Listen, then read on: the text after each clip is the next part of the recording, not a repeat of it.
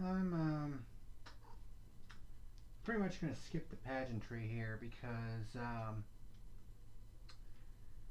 there's a lot of shit that I gotta get off my chest, and you know, I told you so. I fucking told you so.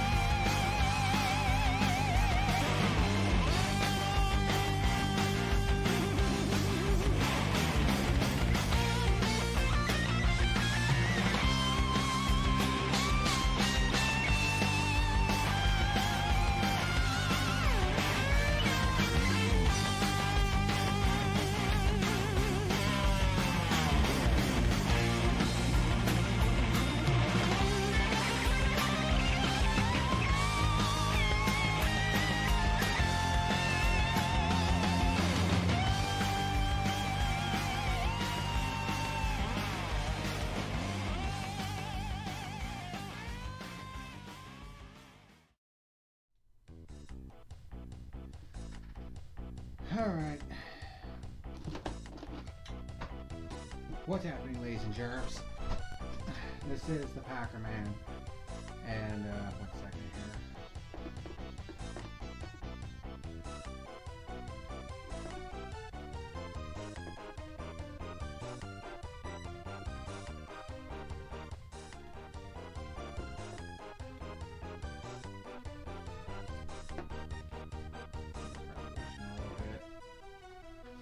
Not fucking doing stutter steps and shit. I don't know why I didn't do it on this one, but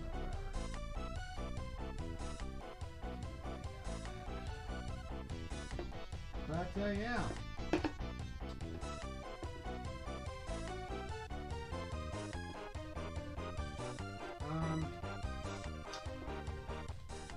Anyways. Welcome into your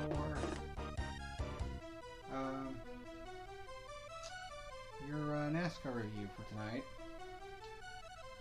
and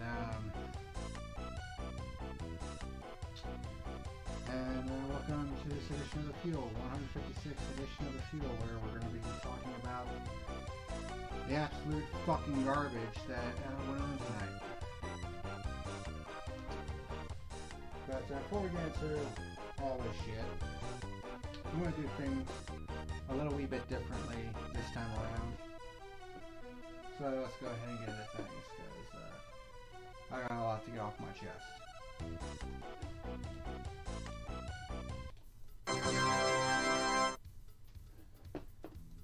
Alright, so there wasn't really any news to talk about this week, much to my great surprise, because typically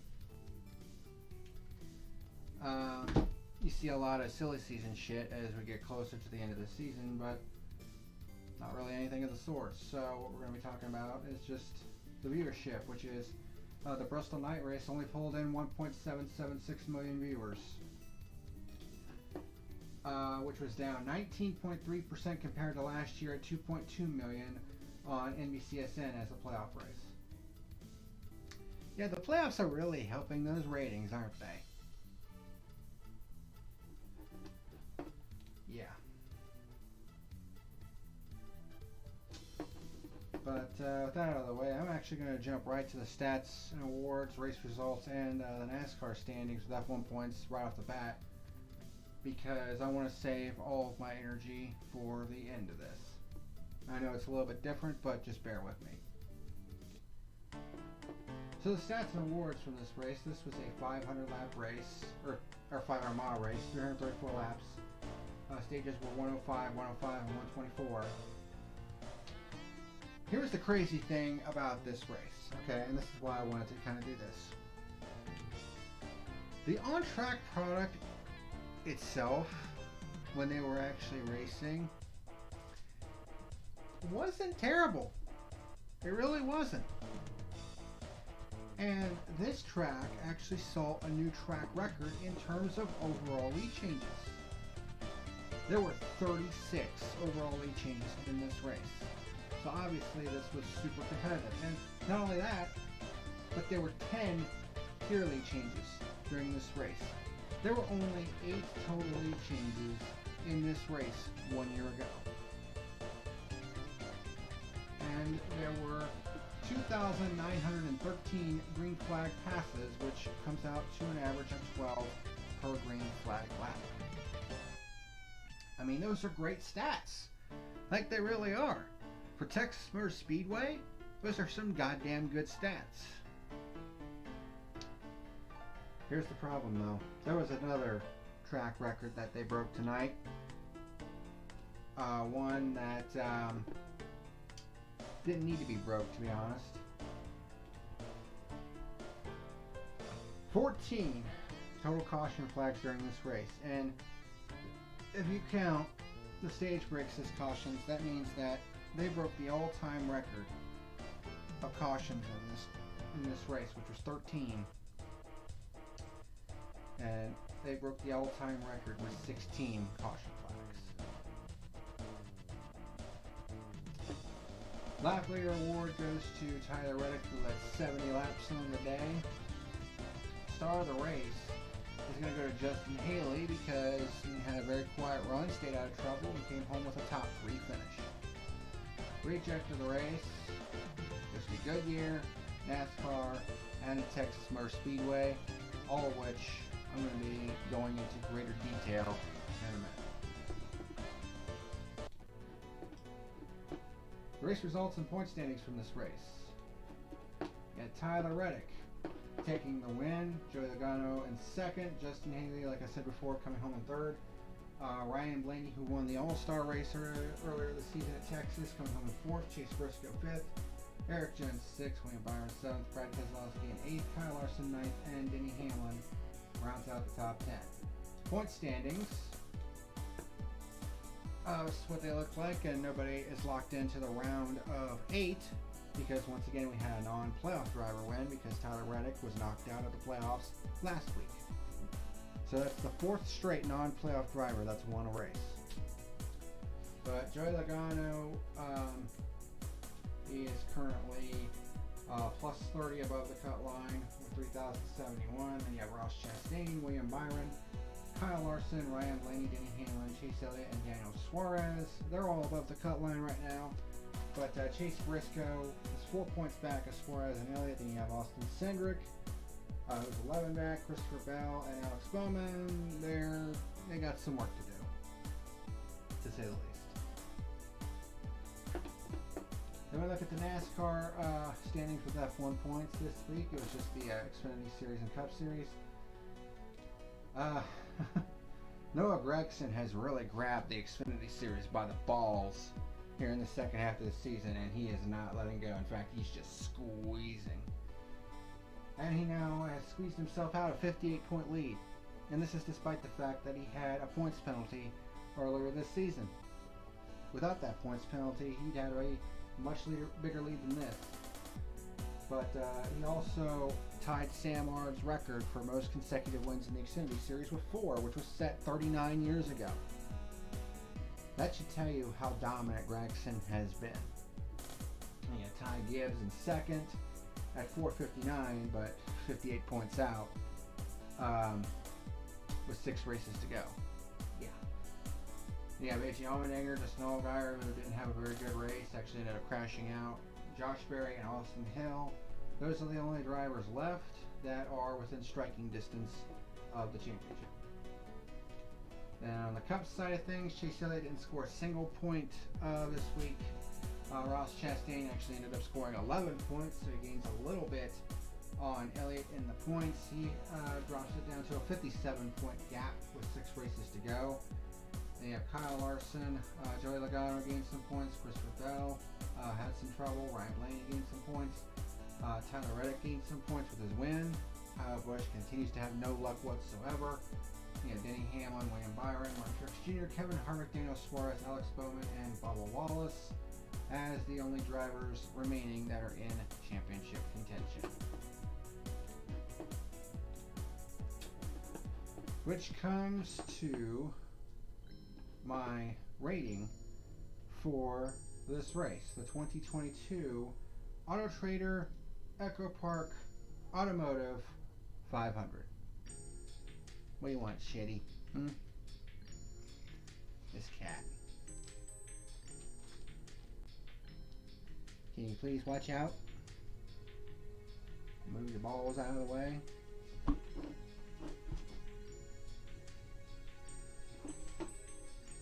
Yeah, just lay down. That's fine. My final rating for this race.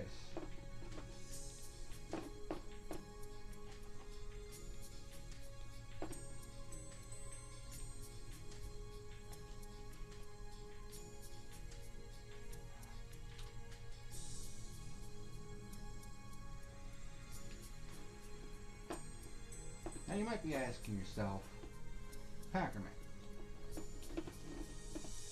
why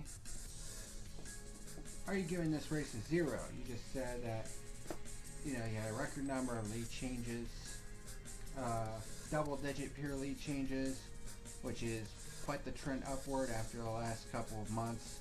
I've seen a massive downtrend in pure lead changes, a lot of green flag passes. So why are you giving this race a 0?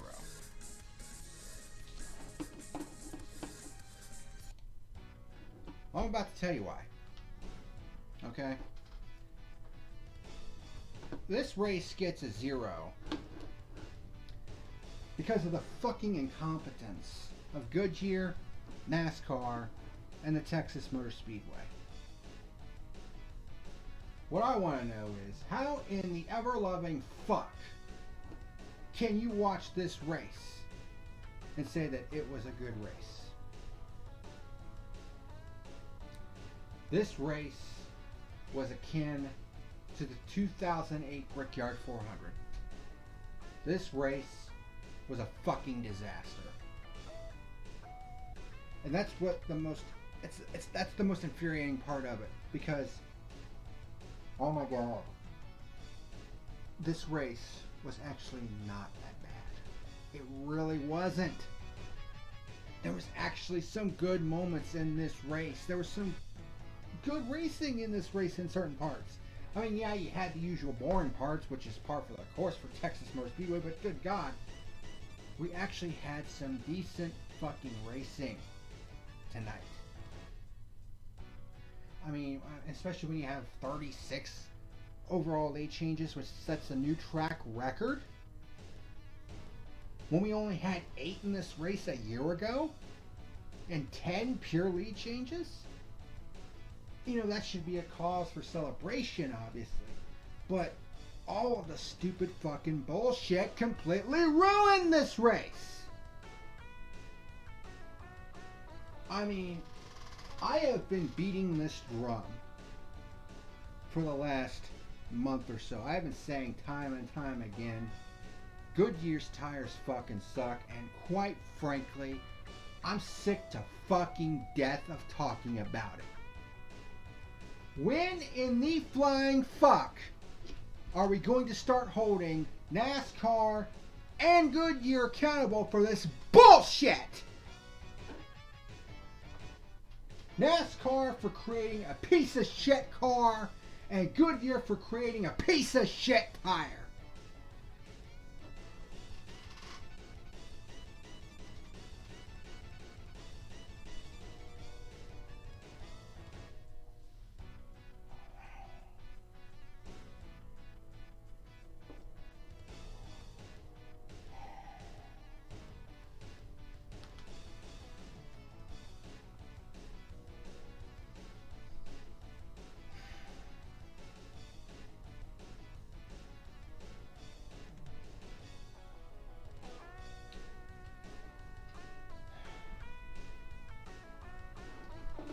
You can see the title of the episode, which is Brutality, because That's basically what this was.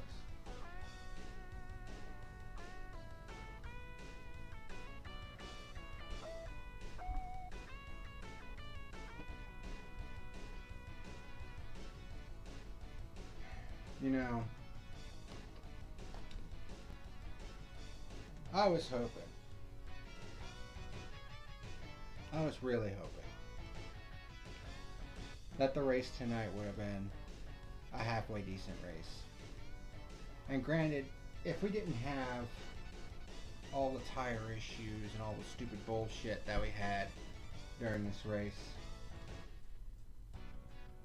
it probably would have been a halfway decent race.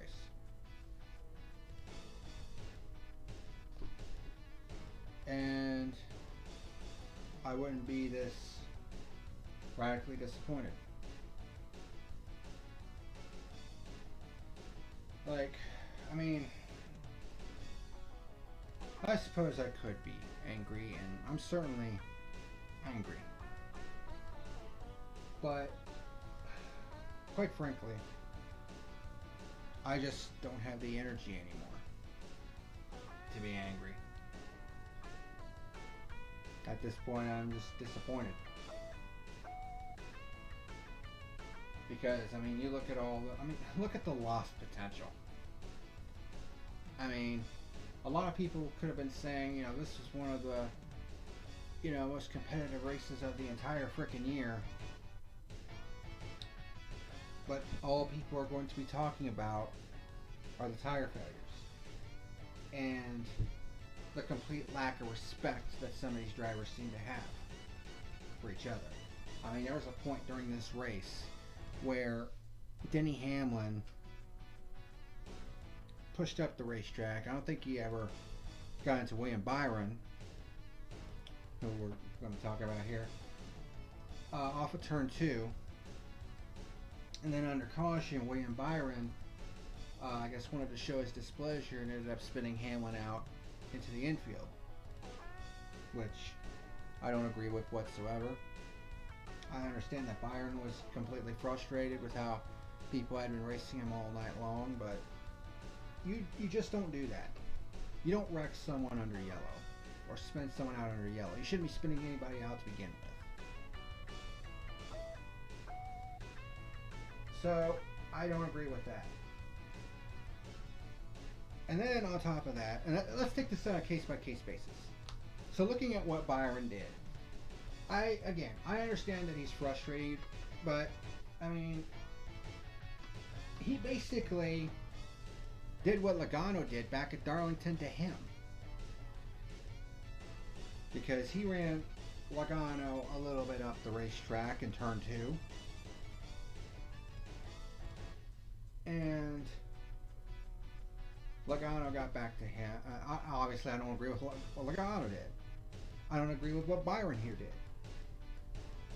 I mean, yeah, what Logano did was under green, and that was for the win, but point still stands. Shouldn't be spinning anybody out for any reason. So I do not agree whatsoever with what Byron did. Whatsoever.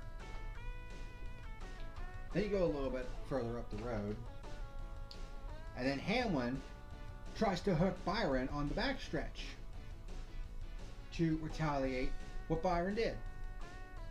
Problem with that is, if he would have actually hooked Way and Byron where they were, he would have hooked Byron right into potentially Austin Dillon, who was now leading the race at that point, and possibly even the fucking pace car. Like, what the fuck are you thinking right there, Hamlin? Like, Jesus Christ, I understand you being pissed off for getting dumped like that under yellow, but that does not give you the fucking right to go back and do it yourself with potentially even worse consequences. Two wrongs do not make a right.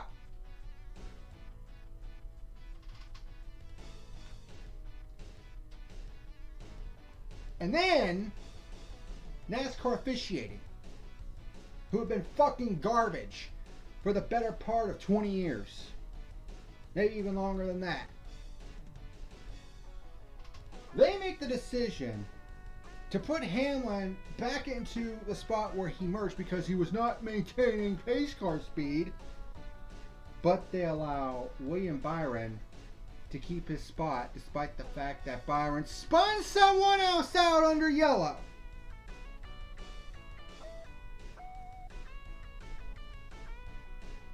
So in other words, NASCAR doesn't give a shit. They're just going to let people spin each other out and just say, eh. But Hamlin is the one that gets fucked in that deal.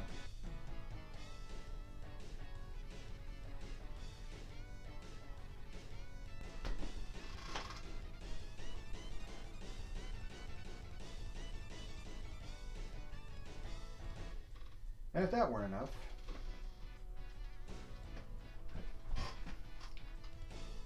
the safety of these cars were brought into question once again with Cody Ware's accident. Without a doubt, one of the most frightening accidents of the entire year. And here's the thing. I know that I have been hard on Cody Ware from time to time over the past couple of years because, quite frankly, he has deserved the criticism. But the last thing, the absolute last thing I want to see is these drivers getting hurt or worse. If you saw that accident, I mean, it's just, I mean, the car got loose and basically did a right hand straight on hit into the wall. I mean, it looked very reminiscent to what happened to Michael McDowell at this very same track all those years ago.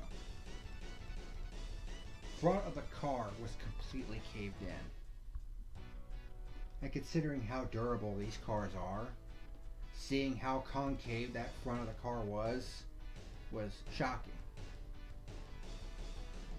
And then even more frightening was the fact that because the front of the car was now destroyed, it had no brakes, and he careened onto pit road, so the other pit crew members had to basically scatter.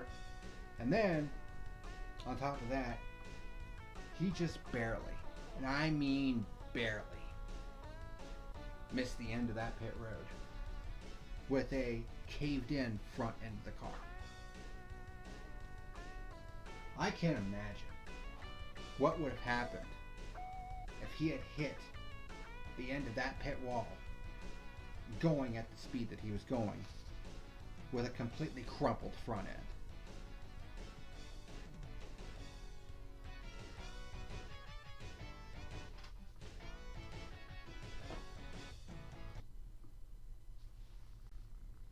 I'm going to go ahead and turn the background music off because this review, quite frankly, doesn't deserve background music.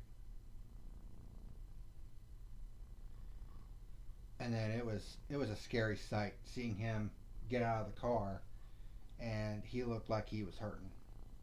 And he tried to walk over the pit wall, and he actually ended up collapsing right there behind the pit wall.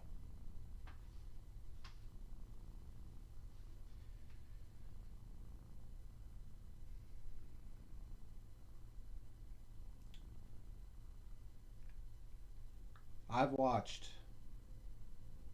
a lot of motorsports over the years, and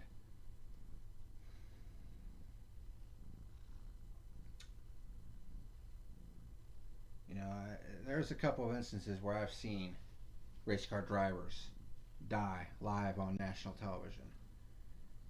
My thoughts immediately go to the 2011 Las Vegas race, the IndyCar Championship, and seeing that massive accident. 13 laps into the race, and seeing Dan Woden's car careen right into the catch fence, and then learning that he had died from that crash. That haunted me for days afterwards, because I had just watched someone die on national television.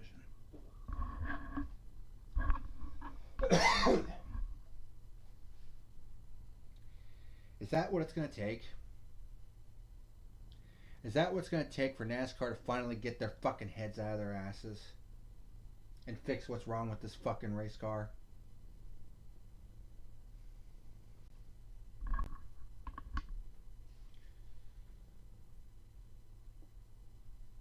The racing the past couple months has been pretty shit. I'm not going to lie. But it's gone beyond that at this point. NASCAR, to its credit, has had a great safety record over the past 20 years, but this car is completely unraveling it. It's completely unraveling it. These cars do not, I mean, it's, oh, be careful, orange one. It's too durable. And all that energy is being transferred back to the driver. I mean, Noah Gragson even went on record to saying that he didn't want to run another Cup Series race this year because of the risk of injury. Because he's in the running for the Xfinity title.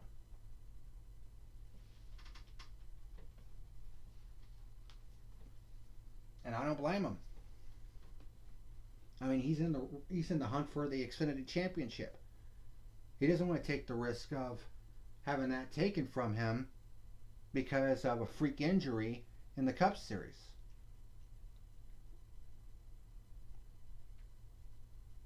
And also, a lot of the drivers are getting fucking sick and tired of the bullshit. I mean, NASCAR, seriously, start listening to your fucking drivers. They're the ones that are out there putting their necks on the line for your shit.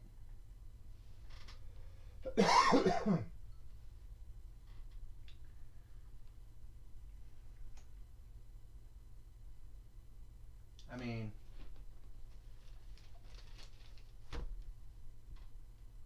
there were 14 goddamn caution flags. Oh, and another thing. Rain. We had yet another weather delayed race for about an hour. So we just had to throw that on top of the whole fucking shit sandwich. But let's take a count as to how many fucking tire failures that we had in this race. Fourth caution on lap 79. Christopher Bell and Cole Custer have separate right rear tire issues with literally within seconds of each other. So that's 2 right there. Caution 5, lap 98. Alex Bowman loses a right rear tire and spins in turn 4. That's number 3.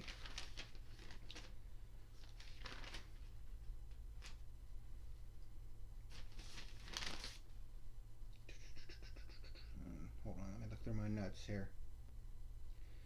Caution 8, lap 185. Chase Elliott goes hard into the turn 4 wall after a tire, or we thought it was a tire or a part failure, but he confirmed it was a tire.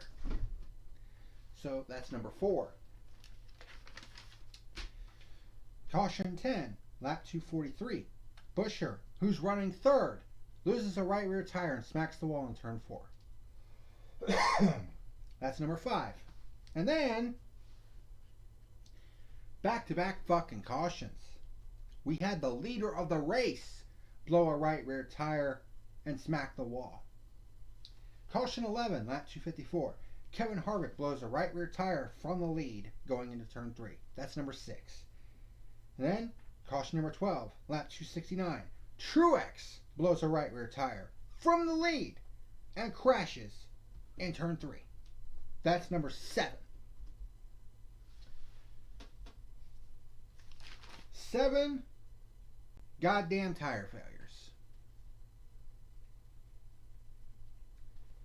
And NASCAR only gave these teams 8 sets of tires to work with, plus a set of scuffs. 8 sets of tires for a 500-mile race? Are you fucking kidding me?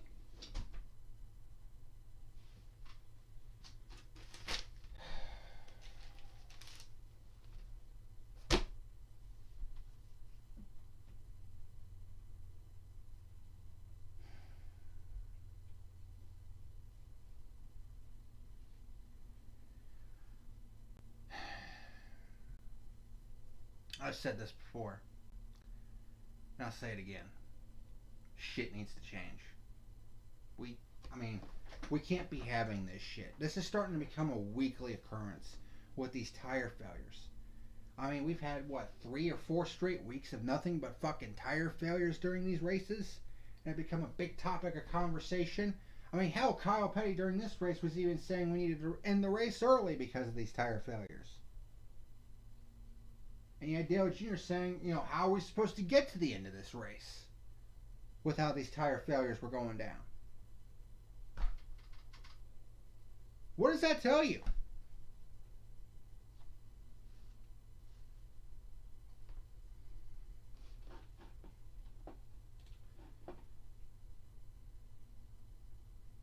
Alright, let me check on Twitter real quick and see if Tech Inspection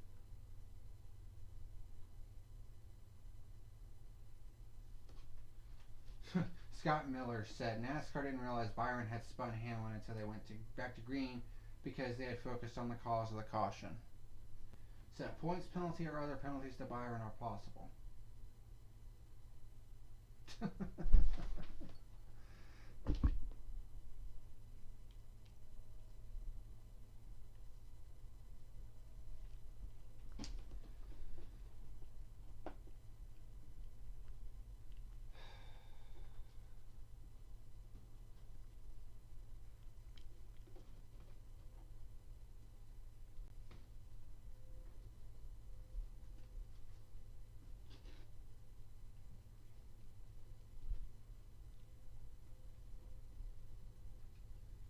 Tech complete, no issues. Reddick is the winner. So that was 21 minutes ago.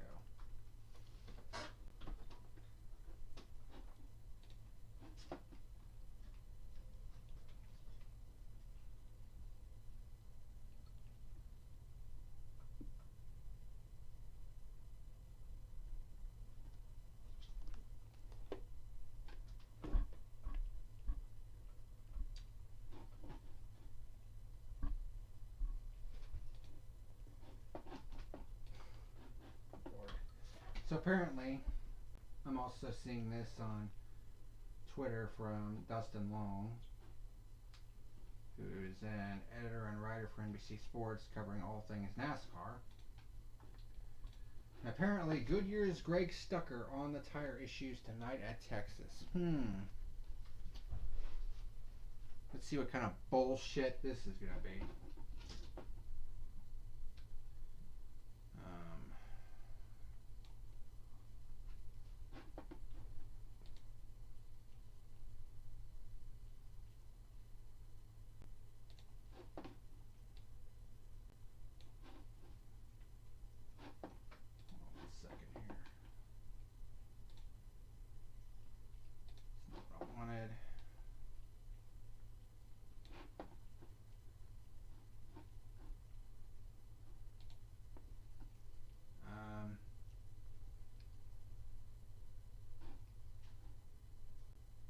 Audio output capture, that's wrong.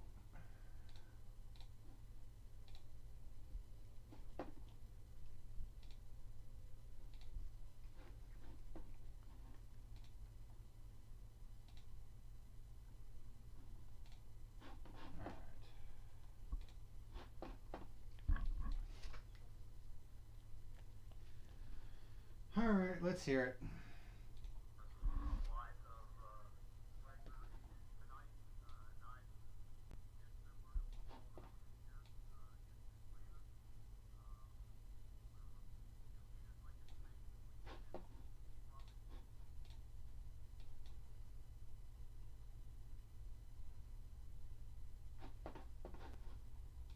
Hold on, let me see. Okay, why is it not working? Device not available. That's probably why. Okay. Didn't have it. Oh, wow.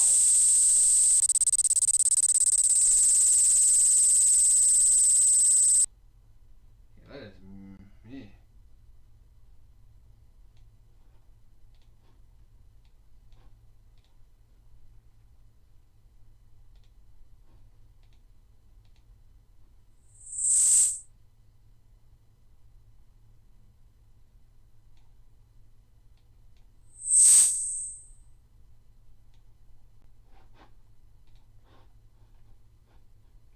freaky. I've seen a lot of right rear issues tonight, not dissimilar to what we saw earlier. Yeah, it's kind of freaky. It's kind of echoey for some reason. I've seen a lot of okay. So here we go. Let's listen to this shit. I've seen a lot of right rear issues tonight, not dissimilar to what we saw early in the year at Atlanta. We're gaining as much information as we can from the teams, trying to understand where they are with regard to their settings, air pressures, cambers, suspension, so on and so forth. For sure, I can say without a doubt, air pressure is playing into it. We know where a lot of the guys are, some more aggressive than others. We know that plays a part. I'm not saying that's the only thing, but it's certainly a factor, and so we're just trying to understand everything else that might be going on, with regard to specific teams. We know that a lot of guys have not had issues. We've had guys put, full fuel runs on tires, but obviously other guys have had issues, and so we'll, be working with them to try to sort through exactly what that is and how they're different than other guys. Ray, you're seeing essentially about every 35 laps or so, it seems to be seeing an issue come up for somebody. So yeah, and some. I mean, we ran the first 40 laps of the race, without a problem, until we had a caution, and that was not tire related. So it's. I'm not going to say that. I think it's kind of in that ballpark, But again, I think it's dependent. I think we've got a different race right now than we had when we started, right? With conditions and the red flag, we're running considerably faster than what we were before. So all those factors come into play. The resin, I think, has kept the racetrack extremely fast. There's very little tire fall off. When the bottom's not working, the gas can move up. So all those factors, I think, play into it. No excuses. We're just, just trying to find the facts and figure out what exactly is going on. Yeah, okay, whatever. Tire pressures are an issue, whatever. Just the same old fucking corporate excuse bullshit. When I figured out why I was echoing, in advanced properties I had monitor and output on. I should have just had monitor off.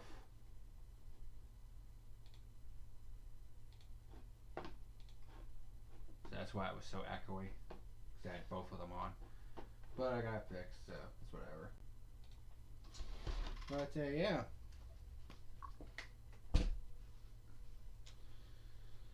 Oh, and one last thing. As far as Cody Ware is concerned, a lot of right rear issues. Fuck off. As far as Cody Ware is concerned, there were no broken bones and no concussion for Cody Ware, who underwent x-rays in the care center and was released, so that's good news. Fucking Avast. Go away. There was some ankle discomfort, so probably got bruised. Team manager Robbie Benton feels like he should be okay to drive next week, but will need NASCAR approval. So very good news there at the very least. Because, yeah, that was a scary, scary accident. But, yeah. I mean, what else can I say at this point? I mean, I don't know what NASCAR and Goodyear need to do, but shit needs to change because, I mean, what the fuck is it going to take? Somebody getting killed? I mean, I don't think any of us wants that. None of us should fucking want that. But, no, we gotta sacrifice the integrity of this sport for fucking entertainment purposes. This shit has gone far beyond the quality of the racing at this point. Now, I mean, the main focus is safety. I mean, this shit is unacceptable. And it should not ever be acceptable. Okay? Never fucking accept mediocrity. Never.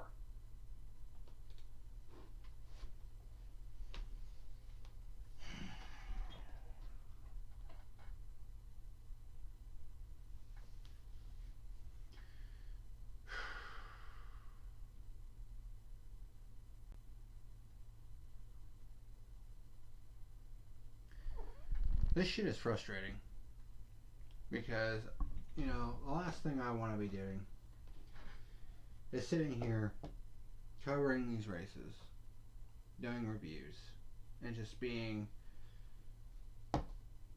all negative Nancy about them. I don't want that. I don't want to sit here and be a Debbie Downer every single fucking week. It's tiring. I want to be able to come on here, talk about NASCAR, talk about it in a positive light, and be excited about the races that I'm watching. But for the most part, just haven't really seen it in the second half of this season. We saw it some during the first half of the season to a certain extent. I mean, let's be honest here, a lot of the races this year have been far from barn burners, but at least we've seen some decent racing in some cases. But here in the second half of this season, it's just been a fucking disaster. Like, the second half of this season has really started to expose how bad this car is, both from a racing standpoint and a safety standpoint. And, you know, the question still remains, when is enough going to be enough? When are we going to finally start seeing change? When is NASCAR and Goodyear going to get off their fucking high horse, get their heads out of their ass, and finally fucking fix this shit? Because this has gone beyond, you know, how good a race is or whatever the fuck else. It's gone far beyond the playoffs, the championship. We're past that shit. Okay? This is the fucking safety and well-being of these drivers that are at risk. Okay? I may criticize them for, you know, certain things that happen on the racetrack, like, for instance, William Byron, what he did, and then Hamlin trying to, you know, do the flip-flop, do that shit. I'm going to criticize him for that. But at the same time, the last thing I want to see is one or more of these drivers getting injured or worse. Okay? And let's not forget, these guys put their necks on the line every single week. And yes, previous cars have been safe, but that doesn't change the fact that this is still a dangerous profession. People still get killed in motor racing year after year after year. That's just the undeniable fact. You can always make the cars and the vehicles that they're racing safe, but the sport of auto racing will never be safe. It's a dangerous profession. These guys get paid a lot of money to do it. In some cases, I don't think they get paid enough money, because this is a fucking dangerous profession. It really is. And NASCAR needs to make this a focal point. They need to make the safety of this next gen car priority, because the second half of this season has really exposed just how bad this car is, both in terms of the racing and the safety aspect. And neither of those are acceptable, but especially the safety aspect. Shit needs to change. And that's the bottom line.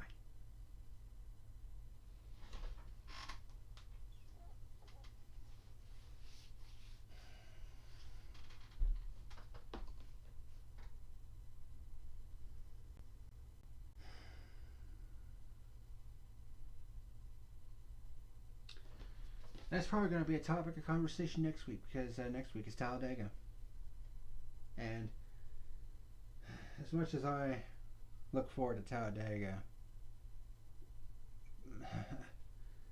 part of me is just dreading what could happen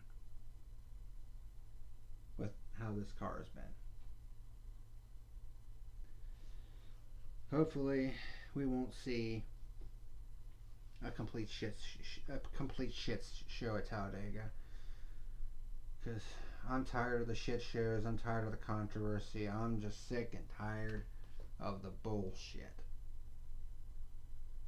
I just want to be able to, go over to my parents' house, be able to sit down, watch a race with them, and come away from it feeling like, yeah, it's a good race. I haven't really been feeling that much this year.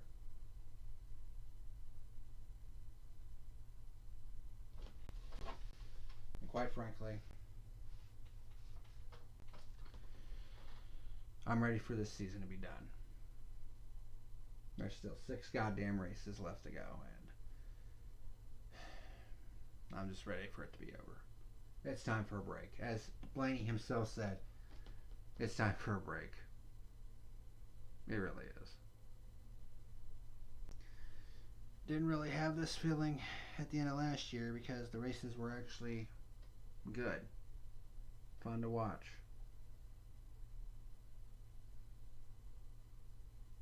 This shit just feels like busy work. Feels like a chore.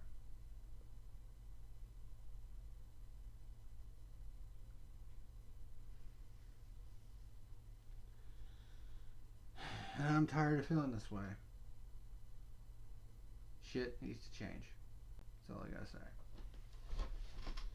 But that's gonna do it for this edition of The Fuel.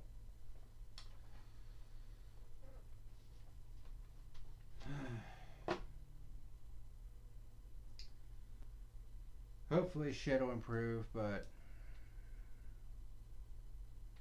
you know, I'm not holding my breath. But I guess we'll have to wait and see. But thank you very much for watching. And until next time, this is the Packer Man signing out.